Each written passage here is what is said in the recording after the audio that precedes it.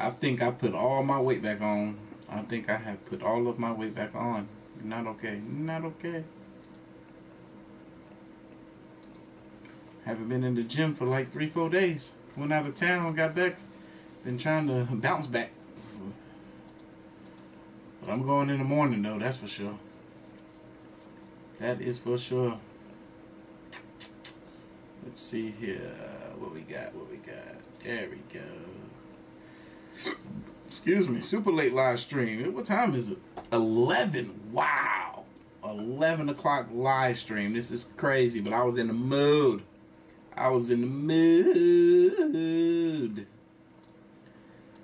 Let's see.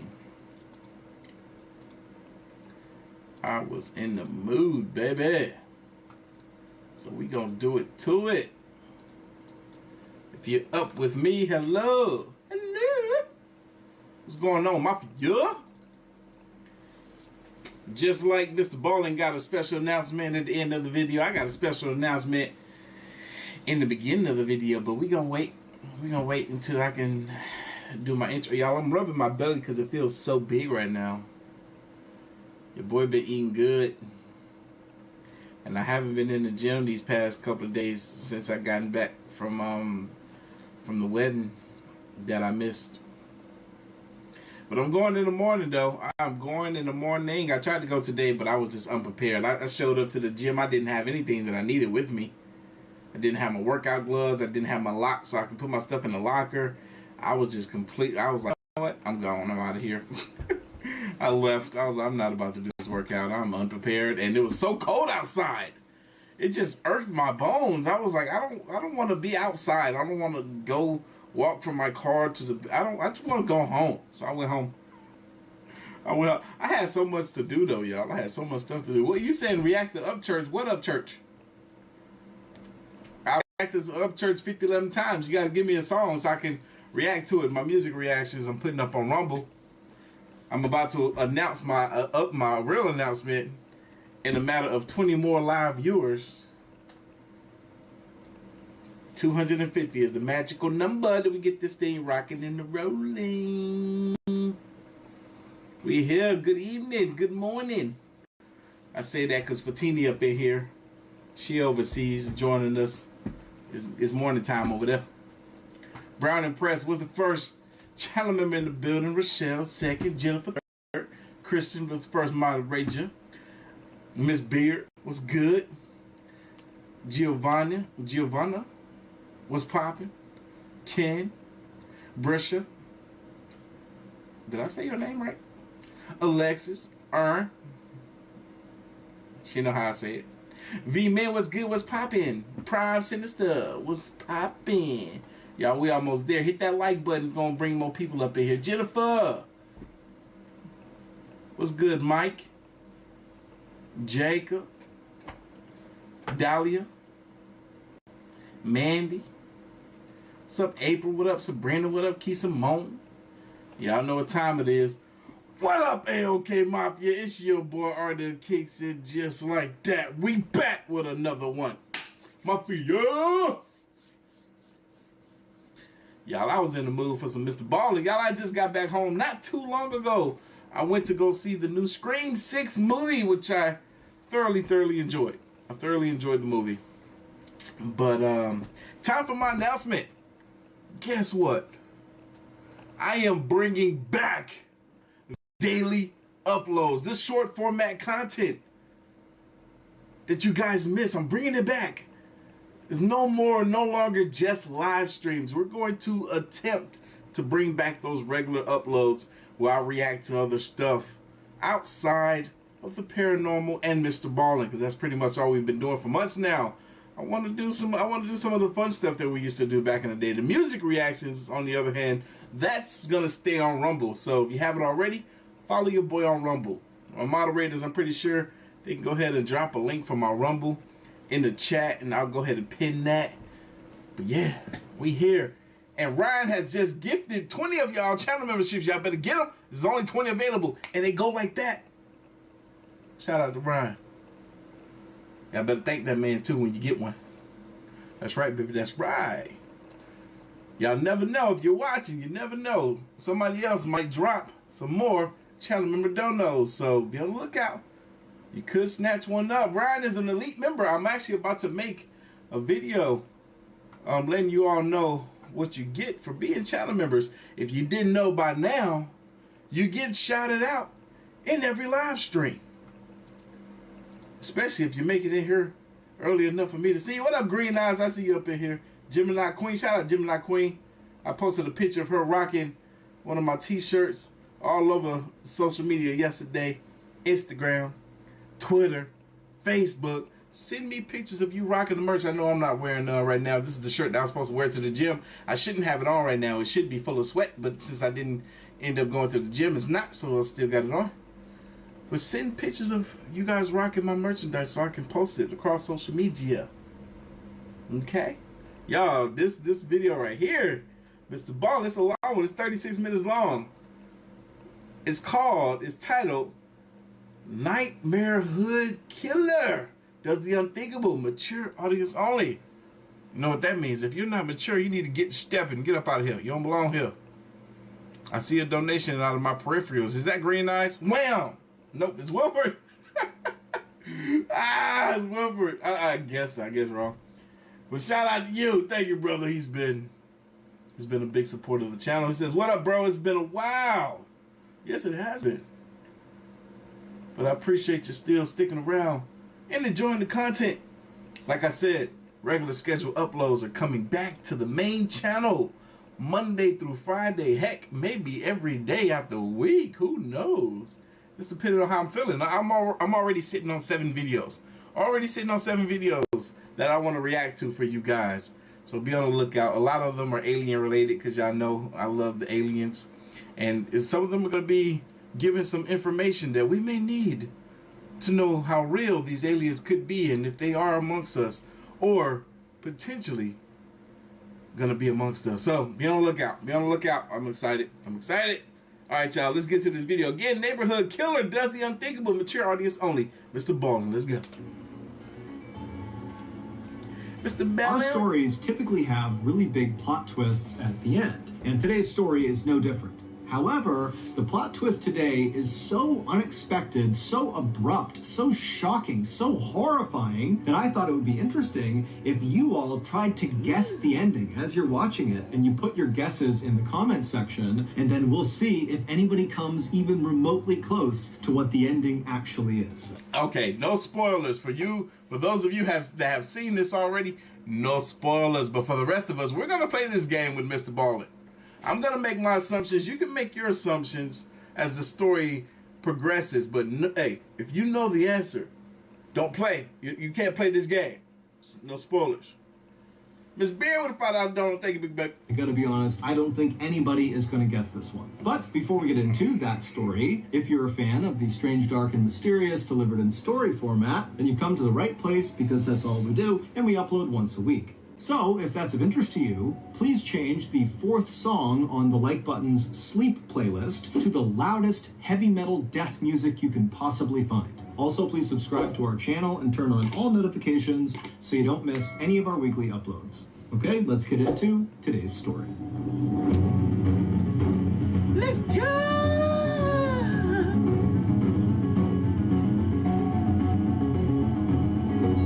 The Curse. In the late summer of 1930, Raphael Pansardi and his wife Leonarda Cianciulli moved with their 4 young kids to a little town in northern Italy. Can I just say I've never heard of that name before, Leonarda.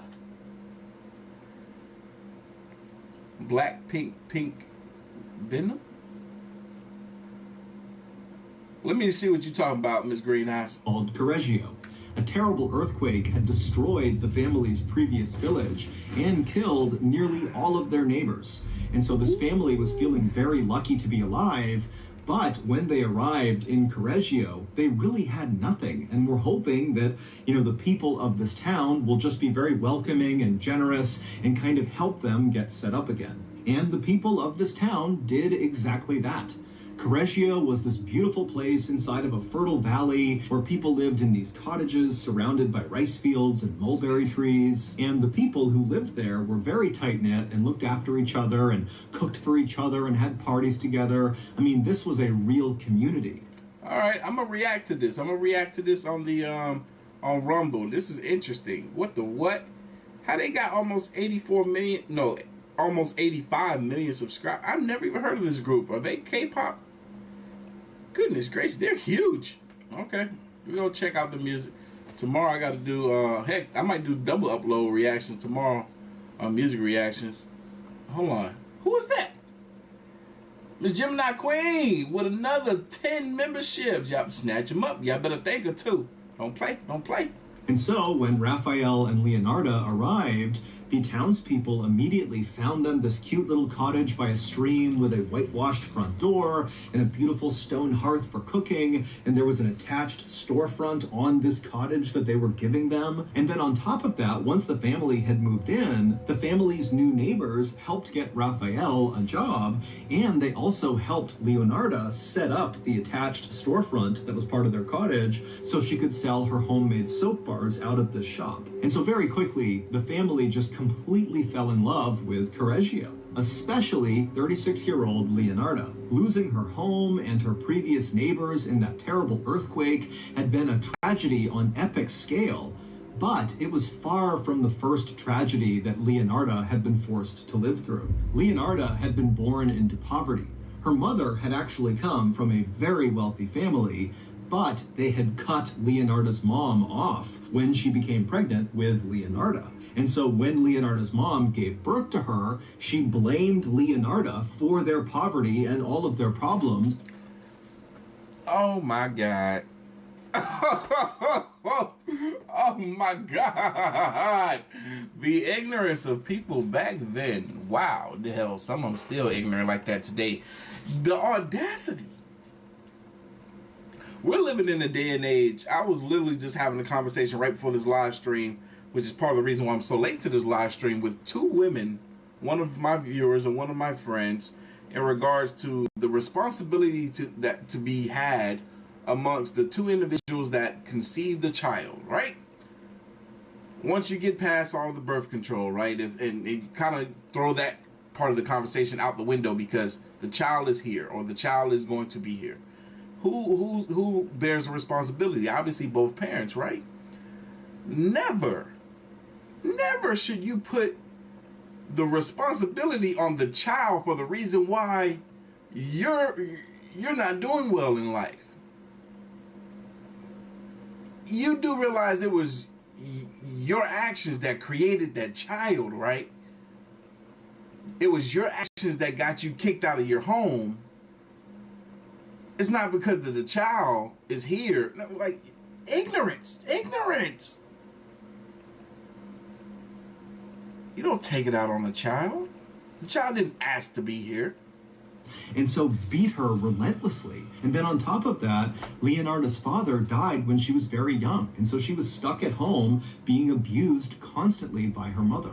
When Leonarda was 21, she met Raphael and fell in love with him. And he was a very kind and gentle man. He really made a very strong first impression on anyone who met him.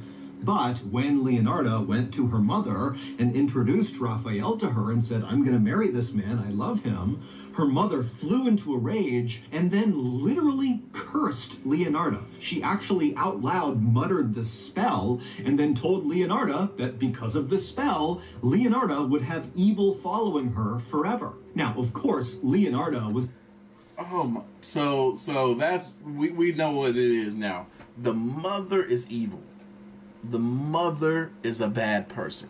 I mean, we knew that from the jump, but for this woman to have been constantly beating on her child, taking it out on her child, the reason why her family disowned her,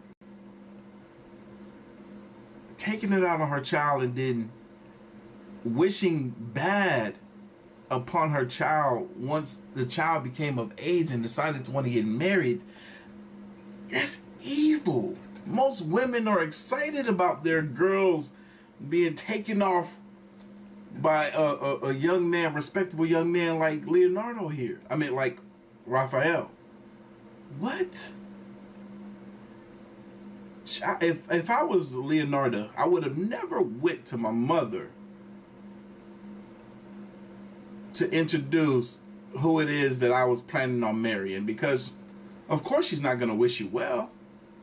She's going to do like she did and wish you hell. She literally cast a spell on this woman for negative energy or whatever it was to be following her. That's messed up. You don't do nothing like that, especially when it comes to your own children. I wouldn't have went to her. I'm surprised she didn't run away a lot sooner.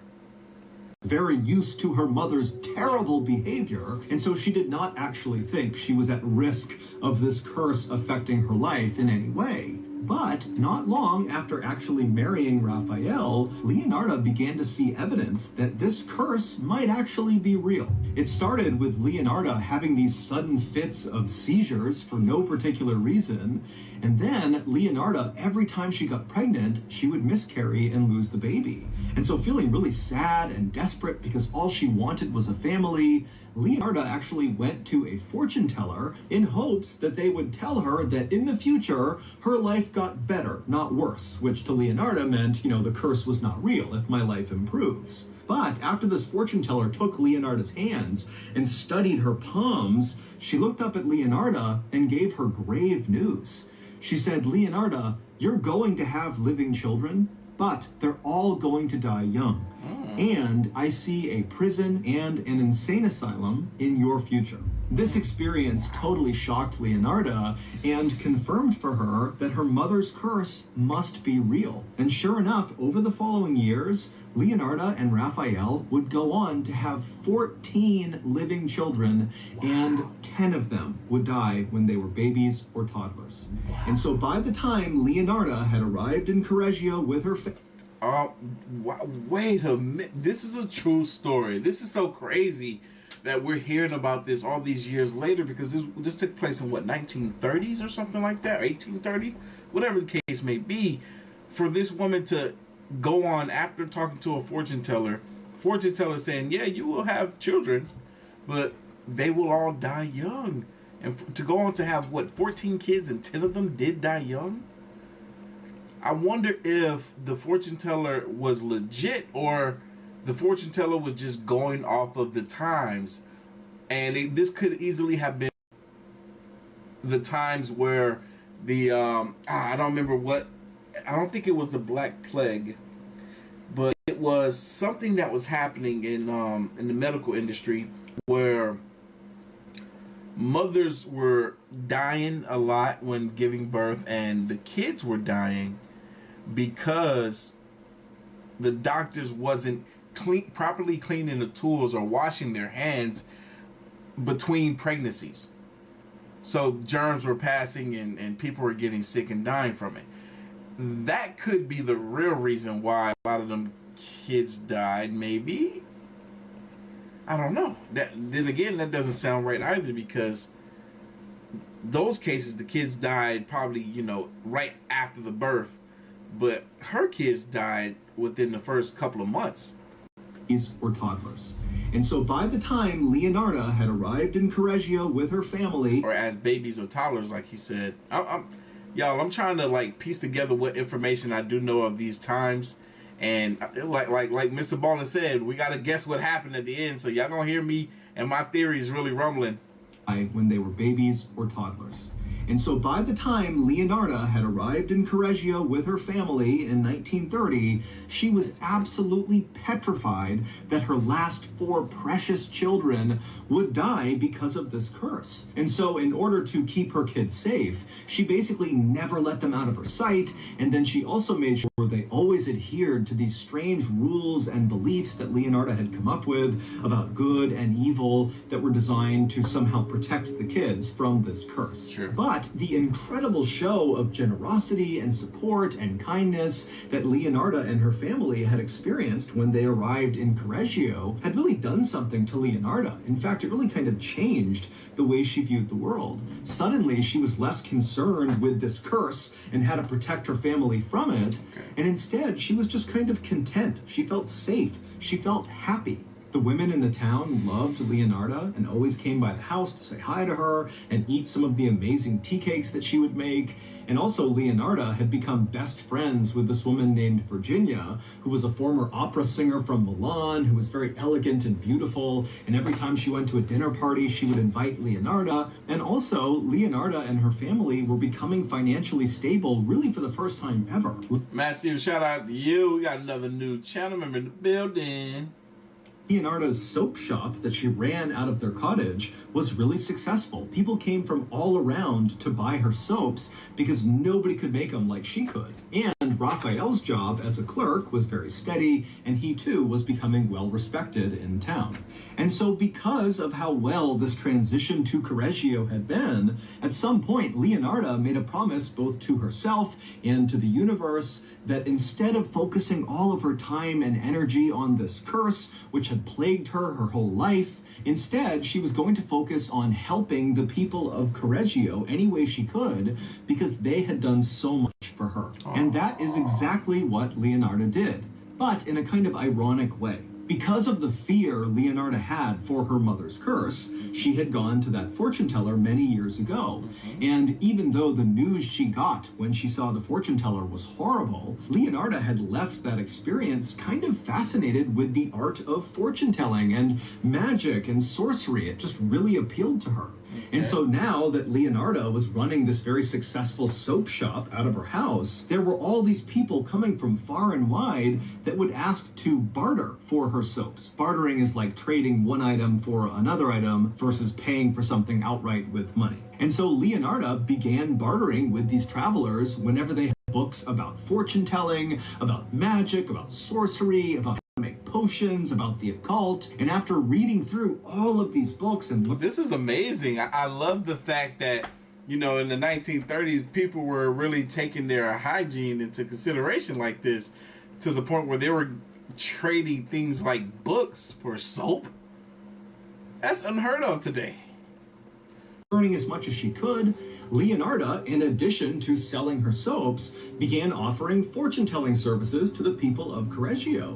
And it would turn out she was really good at predicting the future, to the point where people in town basically began going to her for all kinds of advice. She helped women find love, she told farmers what crops to plant, she created these charm bags for people and told them they would protect them. She also began creating these herb potions for people when they got sick. It actually got to the point where people trusted her so much that when they got sick, they didn't even go to the doctor. They just went to her. Of course, that makes perfect sense. But no, this is fascinating. This is fascinating because here you have this woman that has figured out how to earn their living and earn more than what her husband was doing. Obviously, he was working a steady job, but I'm pretty sure she was really bringing in the bank. And so very quickly, Leonarda felt very proud of the fact that she had lived up to the promise she had made both to herself and to the universe to always help the people of Correggio at every turn. But more than that, Leonarda was starting to think that this newfound sense of purpose and happiness she was getting in helping the people of Correggio through her various services had finally broken her mother's curse. By 1939, Leonarda and her family had been living in Correggio very happily for almost 10 years, and at the time, Leonarda's oldest son, Giuseppe, was 17 years old. Giuseppe was tall, he was handsome, he had dark hair, he had dark eyes, and all the girls loved him. And Giuseppe and Leonarda had always had a very close relationship. Every day, Giuseppe would come home, and he and his mom would sit in the kitchen, and they would chat for a while and eat some of her tea cakes. But now, in 1939, when Giuseppe was 17... Dang, is that all the woman know how to make is tea cakes? He started to act a little bit different. He would come home, and instead of going into the kitchen to sit with Leonarda, he would just go straight to his room and shut the door. And when Leonarda or Raphael would ask him, hey, is everything okay? Giuseppe would get very defensive and say he was fine and to please just leave me alone. But to Leonarda, it seemed really obvious that her son was not fine, and she thought, maybe he has some sort of secret he's keeping, and that's what's making him act this way. He's hurting on the inside, but he can't share it with the world. But Leonarda had no idea what this secret might be. And then one day, late that same year, Leonarda was walking through town when one of her neighbors came up to her and said, hey, are you aware that your son, Giuseppe, has signed up for the military and he's leaving for training in just a few months? Leonarda had not heard about this. People were talking a lot about World War II, which had just started around this time, but Leonarda had never considered that her precious son would go off to fight in that war. But now Leonarda realized that Giuseppe's recent strange behavior suddenly made sense. This was the secret he was keeping. He had joined the military and he hadn't told his family. Leonarda turned around and went straight home. She went right into her bedroom, shut the door, and she just sobbed. To her, it felt like her mother's curse was back, and now her precious son was going to go off into the war and he was going to die, unless she found a way to combat this evil that was now following her again. Oh my God, this ignorant woman. Some people can be so smart when it comes to some stuff and be so dumb when it comes to other stuff. Woman, just because your son want to go off to the military don't mean this has anything to do with the curse that your mom placed upon you. You think that it's a sure thing that the boy is gonna die when he go? He may not die. He could survive. But I guess back then the probability of dying in war was a lot higher than it is today.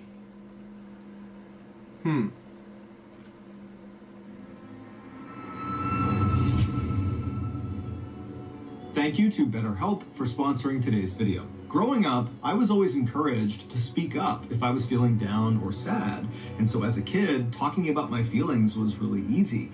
But fast forward to 2017, when I was in my late 20s and suffering for the first time from a severe bout of depression, it was like I knew what I was supposed to do, ask for help, but I just couldn't do it. It was like I was afraid if I told someone what my issues were, it would scare them, or worse, it would make them feel bad too. Luckily, my wife and my family encouraged me to go seek out a therapist, and honestly, that totally changed my life.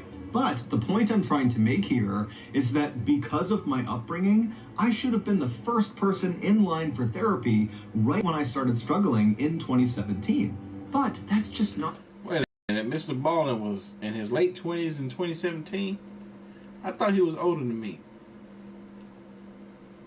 Oh, is he younger than me? Ain't that the year I turned 30? Man, I'm getting old. How life works. Oftentimes, the way we think we will act during a crisis is very different from how we actually act during a real crisis. So, I thought about that earlier today. If you are struggling right now with your own personal crisis and you're hiding it from other people, you haven't asked for help yet, stop, take a deep breath, and do what I do. Consider therapy. And one of the easiest entry points into therapy is BetterHelp, because it's a world-class therapy service that is 100% online, which means you don't have to physically go into a doctor's office and awkwardly wait for your big first meeting with a therapist. Instead, you can get the help you need from the comfort of your home. Get matched with a BetterHelp therapist after filling out a quick survey, and then you can choose how you want to communicate with your therapist, whether that's through chat or text or phone call or video call or some combination. This is a very, very helpful program. Very, very helpful. And reasonably priced as well. All of them. Also, you can switch your therapist at any time for free. Get 10% off your first month at betterhelp.com/Mr. Ballin. I've also linked them in the description below. Okay, back to the story.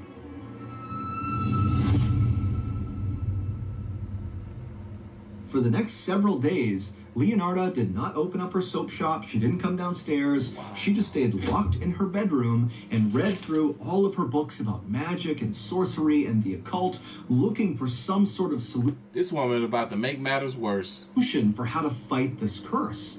And finally, she figured out what she had to do. She read that if she gave something beautiful to the universe, the universe would reward her. And in Leonarda's mind, that reward would be sparing her son. And so Leonarda decided that the most beautiful thing she could offer the universe would be to help the people of Correggio, which she was already doing, but in her mind, she thought she could really ramp up her efforts and really try to change people's lives. And she thought if she could do that, the universe was sure to notice and it would save her son's life. Leonarda decided that the first person she would really go above and beyond to help inside of Correggio was a woman named Faustina. Faustina, who was in her 70s, was desperate to get married, but to many people in town, including Leonarda, she seemed kind of beyond help. She was totally antisocial, she was awkward, and just kind of given her age, it seemed like marriage was just not in the cards for her. But this is where Leonarda thought she could step in and change everything for Faustina. She would find her a husband. So Leonarda reached out to Faustina and told her about a friend of hers, a man who lived in a city to the north, who was also alone in his old age and who was likely looking for marriage, and she could set them up if Faustina was interested. And so Faustina was immediately interested and wanted to meet this guy, but Leonarda did tell her that, this guy, the reason he's not married is it's kind of difficult to be around. He's kind of a jerk, but he's got a wonderful heart. He means well. I think he'd be a great fit for you. And so again, Faustina's like, great, I want to meet him. I want to marry him. I'm ready. And then finally, the day came when Faustina actually went to this other town and met this guy in person, and they fell in love. And Faustina just moved right in with him. And before long, she was sending happy postcards back to Correggio, telling everyone about how happy she was and how thankful she Wow, at 70 years old. was for Leonarda's help in setting them up. And so Leonarda was obviously thrilled not only for her friend's happiness, but also it really felt like she had checked the box in terms of really going above and beyond to help someone in Correggio in an effort to get the universe to spare her son. But her son was still a couple months away from leaving for training, and Leonarda, she's very superstitious, and she's thinking, okay, I don't know if that was enough to get the universe to save my son. And so I need to find somebody else I can. Well, I mean, you can help everybody on this planet, but if you don't sit and talk to your son and tell him that, hey, maybe this isn't the best idea, then what you're doing is gonna go to no avail. Like, what? So, in September of 1940, Leonarda began her next good deed project with another woman in town. She was a widow in her 50s named Francesca. And even then, like, you can't stop the decision that your son is making. Making a fool of yourself, woman. It's good that you're helping folks, but goodness gracious. She had worked as a teacher, but when her... What are you going to do when all of your efforts fail? Then what? Because obviously you're doing this for the wrong reason now. You're doing good deeds for the wrong reason.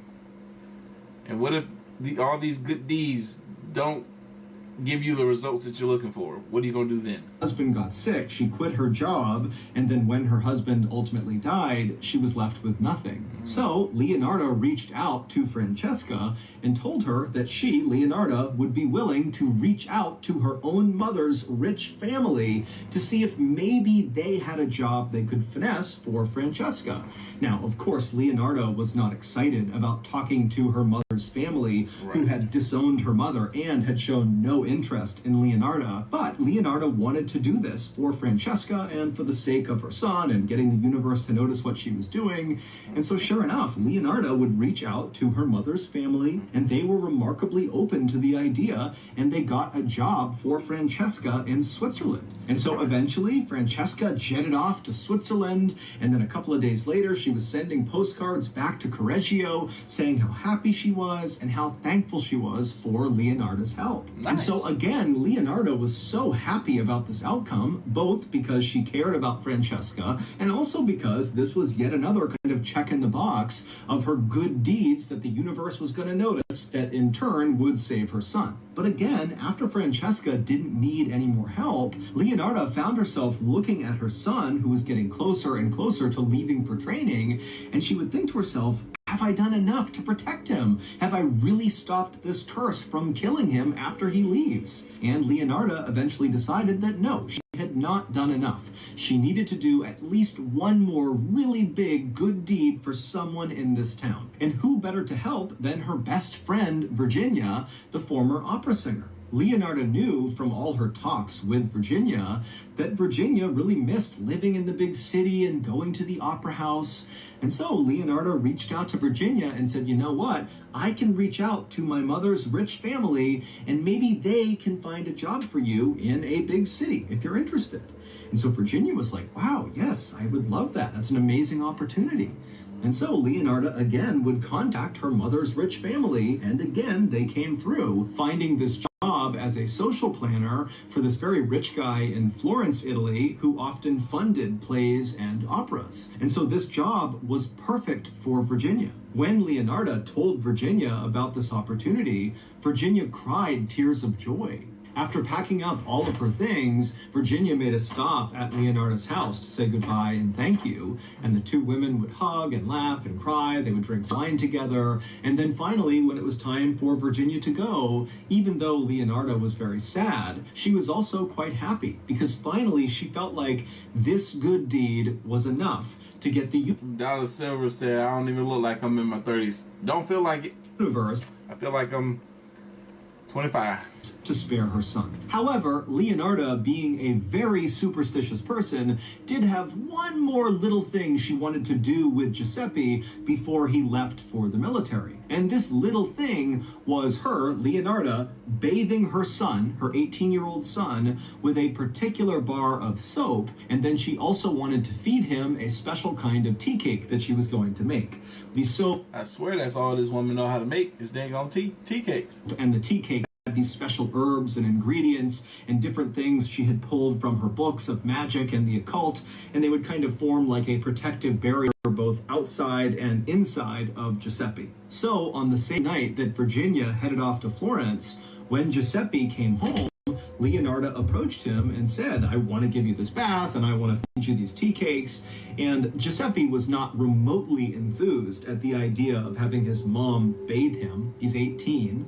But he knew she was highly superstitious, she seemed pretty emotional about this, and it just seemed like it was extremely important to her. And so he said, okay. And so Leonarda washed her son with this special kind of magic soap, and then she also gave him the tea cakes. And then afterward, even though Giuseppe was really annoyed by what he had just been asked to do, Leonarda was so happy she was practically floating. She felt like she had done everything she could possibly do, and now she could just relax because her son was safe. But soon, Leonarda would learn that that was not actually true. A few days after giving her son the magical last bath and magical tea cakes, the police showed up at the front door of Leonarda's house. And when she opened the door and saw the police, she asked what was going on, and the police would say to her, hey, the 3 women that you supposedly helped that left town recently, they've all been reported missing by their families. They don't know where they are. And so Leonarda, she was totally shocked by Shout out to Omar. He over there said, be careful of some of them dang on books. Yeah, you know, he with you Mexican Omar, yeah, I know y'all don't play when it comes to the paranormal. this. And she said, no, that's not possible. I write to them all the time. I get postcards that come in very regularly from all of them. And then Leonarda went and got the postcards and showed the police, like, look. Hold on. Wait, what is the police tripping about? Families, they don't know where they are. Wait. So Leonarda is after giving her son the magical last bath and magical tea cakes, the police showed up at the front door of Leonarda's house. And when she opened the door and saw the police, she asked what was going on, and the police would say to her, hey, the 3 women that you supposedly helped that left town recently, they've all been reported missing by their families. They don't know where they are. And so Leonarda, she was totally shocked by this. And she said, no, that's not possible. I write to them all the time. I get postcards that come in very regularly from all of them. And then Leonarda went and got the postcards and showed the police, like, look, I'm talking to them. How could they possibly be missing? And so the police, they would look at these letters and they would agree with Leonarda that it is pretty strange that she'd be getting these very authentic seeming letters from these women if these women were also missing. Right. And so eventually the police would leave and they would tell Leonarda that they would be in touch if they needed anything. And then over the next couple of days, Leonarda was very concerned about these three women, but she received numerous postcards from these women over those several days, and all of these postcards were totally normal seeming. And so Leonarda was fairly confident that whatever was going on with the police had to have been a mix-up, and she wouldn't be hearing from them again. But a couple of weeks later, the police did come back to Leonarda's house, except this time they didn't knock, they just barged right in. After the police had spoken with Leonarda that first time, they did some digging on these letters that she was receiving, and they managed to trace them all back to their start point. And it turned out all of these letters from all three of these women were originating from one place. It was this little town to the north of Correggio. And when police went to this little town, they discovered that these letters that were starting in this little town were all being mailed by the same person. And they got a physical description of this person who apparently was pretending to be these three women. And the description was of a tall, handsome young man with dark hair and dark eyes. It was Giuseppe. After the police barged into Leonarda's house, they went straight to Giuseppe's room where they accused him of murdering those three women, and then they hauled him out of the house and brought him to the station to question him about where he dumped the bodies. When the last police officer left Leonarda's house, Leonarda walked outside and just stood there wondering what she was going to do. It was like she had done everything in her power to protect her son from this curse, but somehow this curse she knew had done this to her son. And so now she knew there was only one thing she could do without... Yo, this is so crazy. How? Why? What? I'm so confused. Why was the boy doing this stuff? Here you have the mom who's trying to do good deeds, doing good deeds, only for her son to go back and reverse those good deeds and turn them into the opposite. He turned what was good into the worst possible thing you could do. Why was he doing that? This story, what? This is real? Like, this is crazy. I'm bugging right now. This should be a movie. She knew had done this to her son. And so now she knew there was only one thing she could do. Without saying anything to her husband, she went inside, she got her things, and she began making her way to the police station. At this point in her life, Leonarda looked much older than her actual age of 46. She had very gray hair, her face was very wrinkled, and she was stooped over, and she was always carrying these charm bags and magical potions and little stick figures that she claimed protected her family. And so her overall appearance when she wandered into the police station was that of a very frail old woman who was also very strange. And so Leonarda hobbled her way up to the front desk, and in a trembling voice, she asked the attendant if she could speak to the detective who was working on her son's case. And then a moment later, she was led into an interview room where she was told to wait. And then a little while later, the lead detective walked into the room. He sat down across the table from Leonarda and he said, "What can I do for you?" And immediately Leonarda said, "My son, Giuseppe, is innocent." And the detective, when he heard this, he was not remotely surprised. In fact, this is fully what he expected this conversation was going to be. He knew Leonarda loved her son very much, and of course she was going to say he was innocent. This is what parents typically did in cases like this. But the detective decided he wouldn't try to stop her. He would just let this very distraught mother kind of talk for a bit. He would tell her that he would follow up on whatever she was saying, and then he would drive her back home. But this detective was not expecting the things that would come out of Leonarda's mouth over the next couple of hours. In fact, her story about why Giuseppe was innocent was so shocking and so bizarre that the detective outright said, "I don't believe you. I don't believe this. This can't be true." And then other officers were called in to listen to her story to see if they believed it. And they too said, "This doesn't seem real." But the police would follow up on the details she gave, and it all checked out.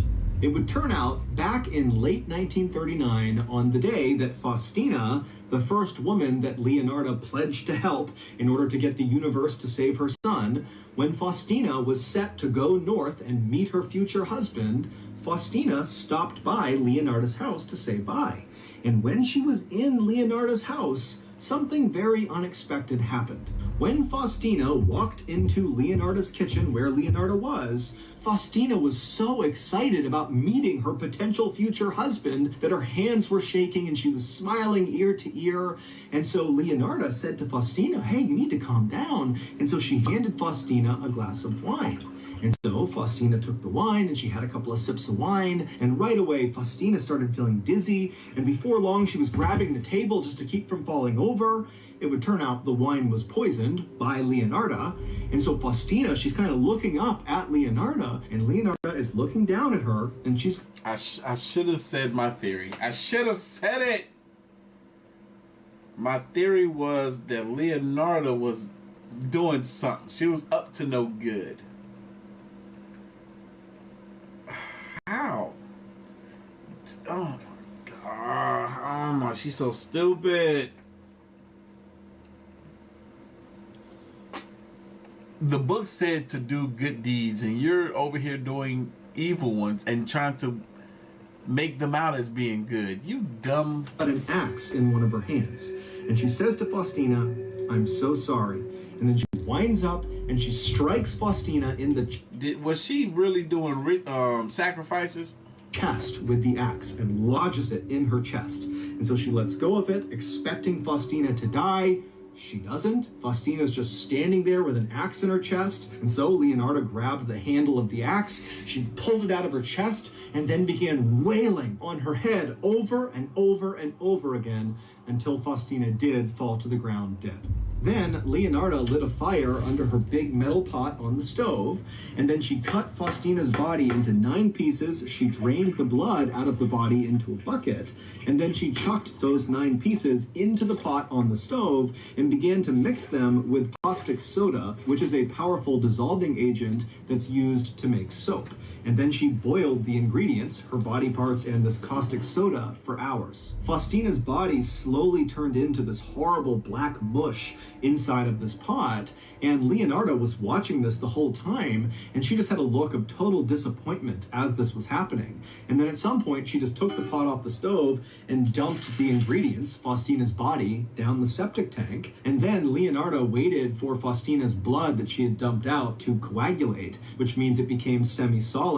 And then she heated it up in the oven and then ground it into flour. And she would use that flour to make tea cakes, which she fed to her friends the next day, as well as her son, Giuseppe. Leonarda also asked her son to mail some letters for her from the little town to the north where Faustina had supposedly gone. These letters, of course, were written by Leonarda, pretending to be Faustina, to give the impression that she was still alive and well. And Giuseppe, when he was told to go mail these letters, didn't think anything of it. He was used to doing errands for his mom. Even though Leonarda basically got away with killing Faustina, her plan for Faustina had not really gone the way Leonarda had hoped. When she boiled Faustina's chopped up body parts and this caustic soda, they didn't really mix the way she wanted them to. Leonarda was convinced that the reason for this is because Faustina was too skinny, and so there wasn't enough fat on her body for the mix to be perfect. So Leonarda had come up with another elaborate story, this time for another woman, Francesca, about that job in Switzerland she got through her mother's rich family. Of course, none of that was true, and when Francesca came by Leonarda's house to say goodbye to her, she was offered a glass of poisoned wine, and after she sipped from it, she became dizzy, and then Leonarda showed up with an axe and hacked Francesca to death.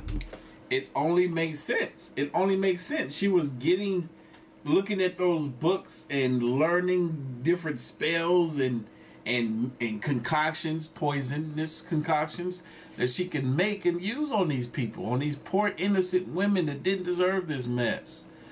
Oh my God. Her whole thing was a lie. Her whole thing was a lie. And then she tosses her son in the mix. And surprisingly, they had the know about back then to piece together, because that's exactly what they would do today. They would discover where all those letters are, or like the center location of where they're being mailed from. That's the same thing they would do today, but the fact that they had to know it all to do it back then is remarkable in its own.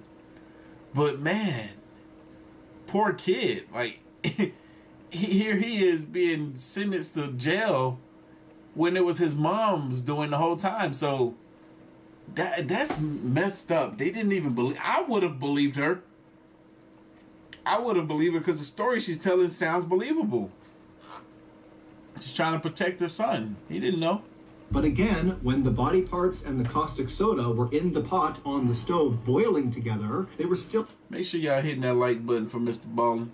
...not coming together the way Leonarda wanted. And so again, Leonarda, with a look of disgust, just dumped the pot down the septic tank and wound up making tea cakes from Francesca's blood. Again, her and these tea cakes and blood and stuff and feeding this to people, she's nasty. I don't never want a tea cake now. But what is this stuff? What is this stuff that she's trying to make, and why is it not doing what it's supposed to do? What does she want to do with that? Then the next day, she fed those tea cakes to her friends, as well as Giuseppe, and she also asked Giuseppe to send a few more letters from up north. These letters were, of course, from Francesca. Still feeling totally unsatisfied with how the last two killings had gone, Leonarda moved on to her third target, her best friend, Virginia. And this time, when Virginia came by Leonarda's house to say goodbye, everything went to plan. Leonarda was able to poison Virginia, she killed her with the axe, she chopped her up, she put her in the pot, and this time, the 9 chunks of her body mixed beautifully with the caustic soda. And so after adding a few fine perfumes into the pot, Leonarda was finally able to create the thing that she had not been able to create with the other 2 women's bodies. And that was a beautiful, rich, creamy bar of soap. She also, again, made tea cakes from Virginia's blood. That night, when Giuseppe came home, this woman was doing this just to make soap. She couldn't use pig fat.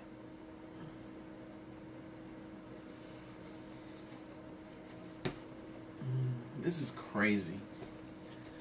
You wanna ew. There's a soap store at in the Mall of Georgia. You walk in, it's just soaps everywhere. I'ma never look at soap the same again. Like big chunks and bars of soap. They got all kinds of beautiful soap in there, different scents and stuff, but I never look at it the same again. That's so wild, man. It was so important for her to make this soap that she had to take the lives of her best friend. It's like cleaning yourself with something that's filthy. Leonarda demanded that she be allowed to bathe him with her magic soap, i.e. the soap made from Virginia's body. And so she did that. She scrubbed him with Virginia's body soap. And then while she was doing that, she fed him the tea cakes that were made from Virginia's blood. It would turn out Leonarda did in fact believe that in order to save her son from this curse, she would need to give something beautiful to the universe. And at first, she really had believed that the way to do that was by helping the people of Correggio above and beyond anything she had ever done before. But at some point during her interactions with Faustina, the first woman, Leonarda had decided that, you know what, that wasn't enough. She really needed to make sure that her son was going to be safe. And so the only way really that Leonarda could guarantee her son would be safe would be if she actually took a life and gave that back to the universe. That would save her son. The reason Leonarda wound up taking 3 lives and not just 1 life is because she also decided that as an extra protective measure, she wanted to make sure that she actually bathed her son, literally, in the body parts and kind of essence of the life she had taken. And so that's where the idea of the soap came in. However, the first two women, their body parts didn't mix right, and so she couldn't turn them into soap. But then Virginia came along, and her body did mix with the caustic soda, and so Leonarda was able to make her soap. She was able to bathe her son with Virginia's body and feed him Virginia's blood. And so in Leonarda's mind, she had done everything she could to protect her son at that point. I told you, she was making sacrifices for her son. Crazy. Like, this story, what? Only one person in history could ever have done this. And now, going back to the freaking police, now I see why they didn't believe her. Like, what? Leonarda would ultimately be sentenced to 30 years in prison, as well as 3 years in an insane asylum, just as the fortune teller had predicted. Leonarda died. Yo, that fortune, I'm about to find a fortune teller right now. Ooh, this might be a bad idea. Tamara, shout out to you, thank you for the donation, big baby. Miss D was good with you, shout out to you, thank you for the donation, big baby. Yo, this might be a bad idea, but I'm about to find a fortune teller in Georgia. Fortune teller in Georgia. Oh, I'm scared. It might be better to not know your fortune than to... well, snap, you can better... I don't know. Maybe you could better prepare yourself because this woman, she knew. Yep, I'm going. But she actually ended up going to a freaking insane asylum. I'm bewildered. In an insane asylum, just as the fortune teller had predicted. Leonarda died in 1970 when she was 76 years old. As for her family, they fled Correggio, and 3 of her children changed their names and vanished. And her prized son, Giuseppe, who she had killed to protect, had gone on to join the military, and he would go to war, and he either was killed in combat or simply changed his name and vanished as well. So that's going to do it. If you got something out of today's episode and you haven't done this already, please go in to the Like Button's Sleeping playlist and change the 4th song to the loudest death metal music. I am bugging right now. This is wild. Y'all, we're going to do another live stream tomorrow. We're going to do another live stream tomorrow evening. Don't forget, for those of you who are just now chiming in or got here a little bit late, I'm bringing back the regular scheduled uploads Monday through Friday. Heck, maybe Sunday through Saturday. Short format content like I used to do back in the day. We're going to bring them back. There's going to be more than just the paranormal and Mr. Ballin reactions on this channel. So be on the lookout. Music's still going to be on Rumble though. So just keep that in mind. But anyway, this was crazy. I'm going to catch y'all later. Y'all be safe. And good night. And good morning. See ya.